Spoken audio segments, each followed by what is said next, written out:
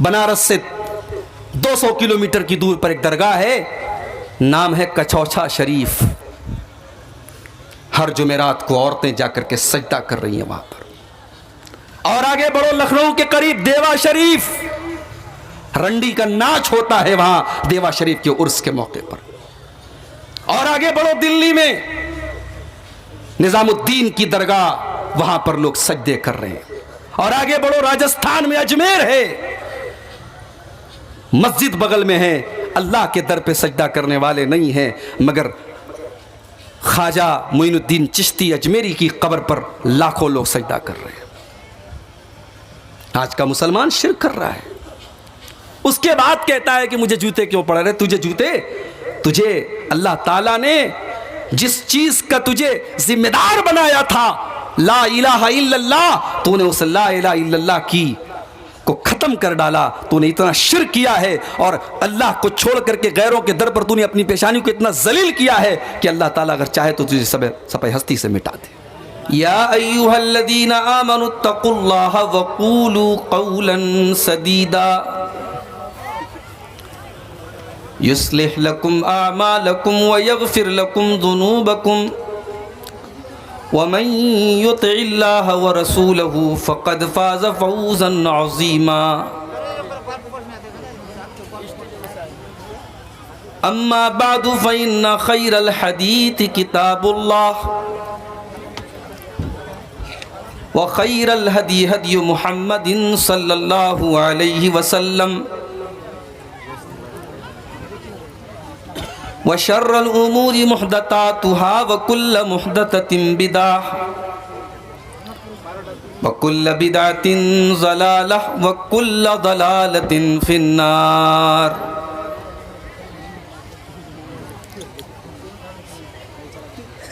अऊज़ु बिल्लाहि मिनश शैतानिर रजीम। बिस्मिल्लाहिर रहमानिर रहीम। ज़हरल फ़सादु फ़िल बर्रि वल बहरि बिमा कसबत अयदिन नास लियुज़ीक़हुम बअदल्लज़ी अमिलू लअल्लहुम यरजिऊन। सदर मोहतरम, उलमाए किराम, मोहतरम बुज़ुर्गों, नौजवान साथियों, पर्दा नशीन माँ और बहनों, प्यारे बच्चों,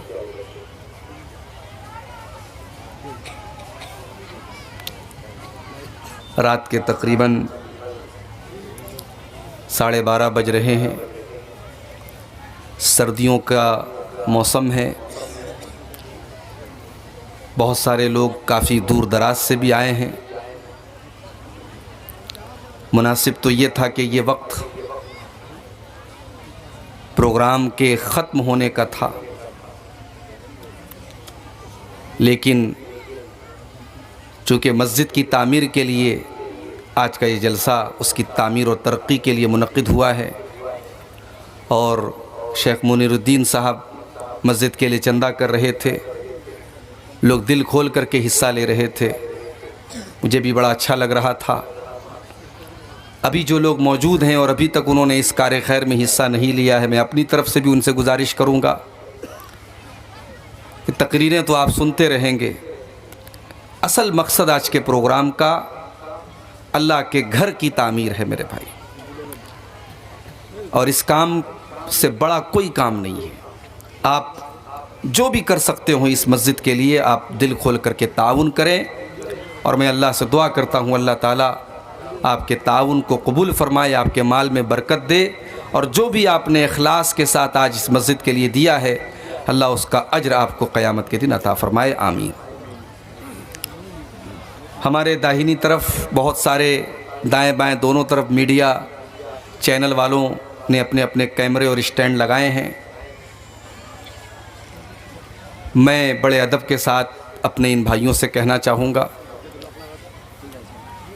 मैं आपकी वजह से अब सीमांचल के जलसों में सोच रहा हूँ कि आना बंद कर दूँ, इसलिए कि रोज़ाना मेरे पास कुछ चैनल वालों के थंबनेल के फ़ोटोज़ आते हैं और सिर्फ व्यू के लिए कि लोग हमारे चैनल को ज़्यादा देखें, इस मकसद के लिए इतनी बेहुदा तस्वीरें मेरे फ़ोटो के साथ लगाई जा रही हैं और उल्टे सीधे टॉपिक, जिस टॉपिक पर मैंने बात नहीं की है वो टॉपिक लगा करके यूट्यूब के ऊपर डाल रहे हैं। मेरे भाइयों, आप यकीन कीजिए, अगर इस तरीके से 2-4 पैसे आप कमा भी ले तो वो कमाई आपकी हराम की होगी। आप तकरीर को रिकॉर्ड कर रहे हैं, अल्लाह के दीन की बातों को रिकॉर्ड कर रहे हैं, उसमें आप मिलावट मत कीजिए।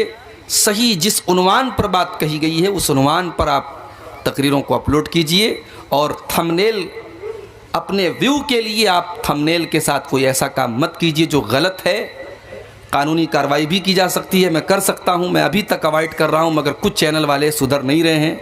मैं अभी अदब से कह रहा हूं, एहतराम से कह रहा हूं, मोहब्बत से कह रहा हूं, अल्लाह के वास्ते आप लोग बाज आ जाएं, वरना आगे मुझे इस इलाके में प्रोग्राम देने के पहले ये शर्त लगानी पड़ेगी कि किसी चैनल वाले को आप आने मत दीजिए। इसलिए कि अभी आप देखिए कि हमारी जमात के एक बड़े मुकर्रिर, नामवर मुकर्रिर मौलाना जर्जीस साहब के ऊपर जो मुसीबतें आई हैं उसमें भी इन चैनल वालों का बहुत बड़ा दखल है। उन्होंने जो बात कही नहीं है उस चीज़ को भी उनकी तरफ मंसूब किया गया और उनके नाम से थंबनेल वगैरह बनाए गए। मेरे भाइयों, आपकी एक छोटी सी गलती किसी आलिम की, किसी मुकर्रिर की ज़िंदगी बर्बाद कर सकती है। आप ऐसा काम मत कीजिए। खुतबे मसनूना के बाद मैंने आपके सामने कुरान मजीद की सूरह रूम की आयत नंबर 41, आयत नंबर 41 पढ़ी है। इस आयत में अल्लाह ताला ने दुनिया में जहाँ पर भी कोई मुसीबत है, कोई संकट है, कोई परेशानी है, कोई फसाद है, कोई बिगाड़ है, उसकी वजह क्या है, क्यों है दुनिया में बिगाड़। अभी कोरोना से हम निकले नहीं थे कि आज मुल्क के कितने हिस्सों में डेंगू फैला हुआ है। इंसान बीमार होता है, डॉक्टर के यहाँ जाता है, जांच आती है, प्लेटलेट कम हो गया, 1.5 लाख होना चाहिए 50,000 हो गया, अगले दिन 25,000 हो गया, प्लेटलेट खत्म, आदमी खत्म। एक मच्छर इंसान को मौत के घाट उतार दे रहा है। मेरे भाई, मुल्क के कितने हिस्सों में आज सैलाब और बाढ़ से कितनी हलाकतें हुई। आपका ये सीमांचल का इलाका भी सैलाब से बहुत मुतासिर रहता है। कितनी जगहों पर सूखा पड़ जाता है, बारिश नहीं हो रही है, किसान परेशान है। ये मुसीबतें क्यों आती हैं मेरे भाई, ये परेशानियां क्यों आती हैं? अल्लाह ताला ने इस आयत में उसका जवाब दिया है। ज़हर अल फसादु फिल बर्रि वल बहरी बिमा कसबत अयदिन नास। ज़मीन के अंदर, आसमान के अंदर, खुश्की के अंदर, तरी के अंदर, कायनात के चप्पे चप्पे में जहाँ पर भी तुमको फसाद नज़र आए, बिगाड़ नज़र आए, तबाही नज़र आए, बर्बादी नज़र आए, फबिमा कसबत अयदिन नास, तो ऐ इंसानों उस पर तुम गौर करो, विचार विमर्श करो, उस पर गौर करोगे तो तुम ये पाओगे वो तुम्हारे करतूतों का नतीजा है, वो तुम्हारे बुरे कामों का नतीजा है। दुनिया में जहां पर भी बिगाड़ है उसकी वजह सिर्फ और सिर्फ एक है, तुम्हारे बुरे करतूत हैं, तुम्हारे गलत काम है, तुम्हारे पाप हैं। ज़हर अल फसादु फिल बर्रि वल बहरी बिमा कसबत अयदिन नास। ऐ इंसानों, तुम्हारे करतूतों की वजह से इस दुनिया में फसाद है, बिगाड़ है। और अल्लाह ताला ये मुसीबतें क्यों नाजिल फरमाता है? लियुज़ीक़हुम बादल्लज़ी अमिलू, ताकि अल्लाह ताला तुम्हारे कुछ आमाल की तुमको सज़ा दे दे। सारे आमाल की सज़ा नहीं दे रहा है अल्लाह, कुछ आमाल की सज़ा दे रहा है। सारे आमाल की अगर वो सज़ा दे देगा, रूए ज़मीन पर कोई सांस लेने वाला बाकी न बचेगा। दुनिया में इतना पाप हो रहा है, इतना गुनाह हो रहा है, इतना शिर्क हो रहा है, इतनी अल्लाह की नाफरमानी हो रही है कि अगर अल्लाह सारे गुनाहों की सज़ा दुनिया में दे दे तो रूए ज़मीन पर कोई सांस नहीं ले सकता, कोई ज़िंदा ही नहीं बच सकता। वो तो कुछ हमारे कुछ गुनाहों की सज़ा दे रहा है। क्यों दे रहा है? लियुज़ीक़हुम बादल्लज़ी अमिलू, हम तुम्हारे कुछ करतूतों की सज़ा इसलिए दे रहे हैं लअल्लहुम यरजिऊन, ऐ मेरे बंदो, ताकि तुम अल्लाह की बारगाह में रुजू कर लो, तुम अल्लाह से तौबा कर लो, तुम अल्लाह से माफ़ी मांग लो, तुम अल्लाह की बारगाह में गिड़गिड़ा लो, तुम अल्लाह की बारगाह में आकर के माफ़ी मांग लो।